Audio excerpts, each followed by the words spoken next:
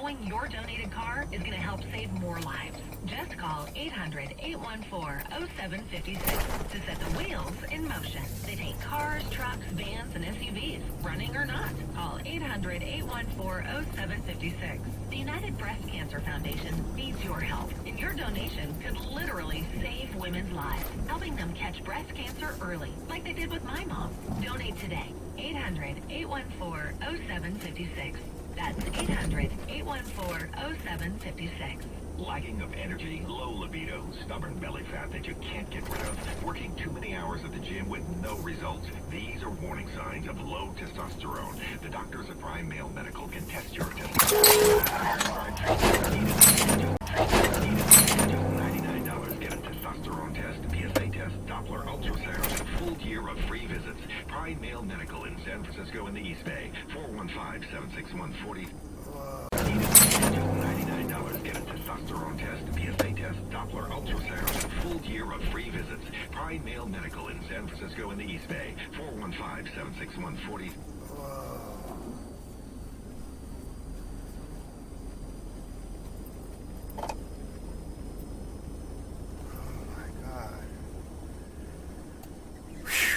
What the fuck? That was too close. Alright, you just saw that, right? You never know what you're going to get when you're driving around Oakland. Boy, I'm glad I had that dash cam on. A lot of times I don't have it on. That was crazy. Man, I talk about your life flashing before your eyes. Alright. I'm killing this video, and I'll check it when I get home.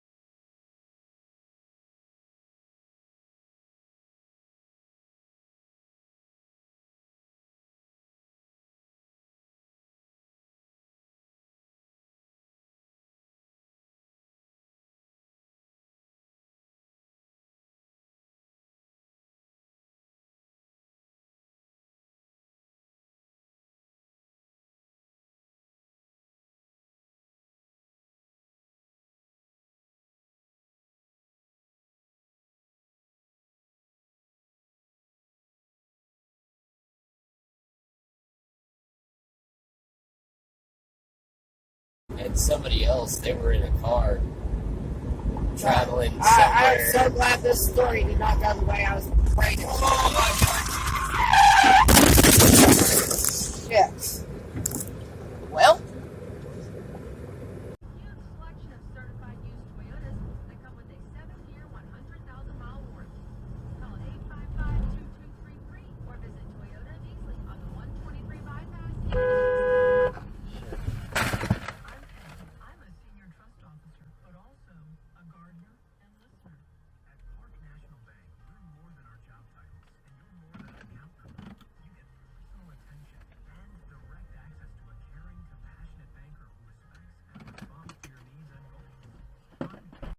Said, I decided to stay away and document it for human history. So combative, yet being so unapologetically human. It's been probably 10 years. Our next reply is from the Bumbling Bee.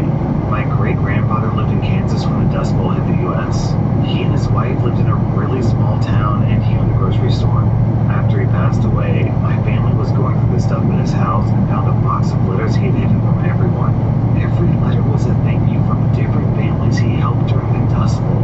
People would be running from the Dust Bowl and pass through his town. He would give them free food to last them until they reached their destinations. Many of the letters thanked him for saving their lives and stuff like that. He took the secret to his grave, literally. Not even his wife knew. I've heard mentioned that maybe she wouldn't have been quite as pleased, but I don't know about that. I just think that's super cool, and I'm very proud of him. Our next reply is from Noodle Nugget. In the early 60s, my dad had a nervous breakdown due to severe abuse as a child while in Army basic training.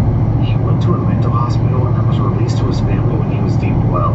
After a while, he started hearing voices and was readmitted to another mental hospital. Around the same time, my mother, who had recently gotten divorced from her first husband, lost her mother and she tried to commit suicide. She was admitted to that same mental hospital. They got married in 1965. Our next reply is from Sweet Dingus. When me and my slightly older cousins were kids, they tried to convince me of falsehoods all the time. I was, and still kind of am, extremely gullible. I fell for, hey, gullible is written on the ceiling, more than once. One day, when I was around 11, the older of my cousins was talking about how he was joining a lacrosse team. I had no idea what that was, so I asked him. He explained the rules and the tools of the game, and I was certain that he was lying to me more than I thought. There was no happy play that people ran around with small baskets on sticks, only catching hard balls. That's insanity. So I smirked and said, sure, and went on my way. For the next several years, whenever someone mentioned lacrosse, I'd snicker, thinking I was privy to a joke. When I was around 17, a friend of mine mentioned that she was going to a lacrosse game. Did you just hit that car? Said, kind of annoyed. I got it on camera. Joke, you can drop it. Lacrosse isn't real. I'm gonna wait. She was so good. I saw the bumper. And looked at me like I was crazy. She insisted that it was, in fact, real. I insisted that it wasn't. We looked it up online. Sure enough, completely real.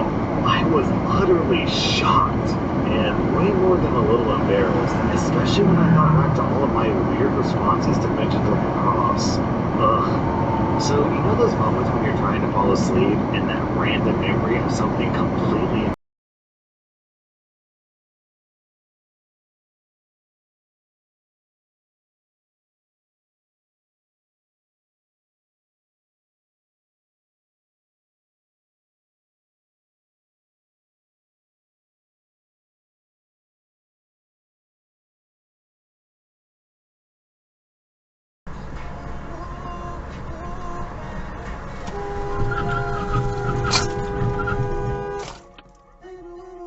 Jesus, dude. Don't you be knowing? It's an I heard of your divine.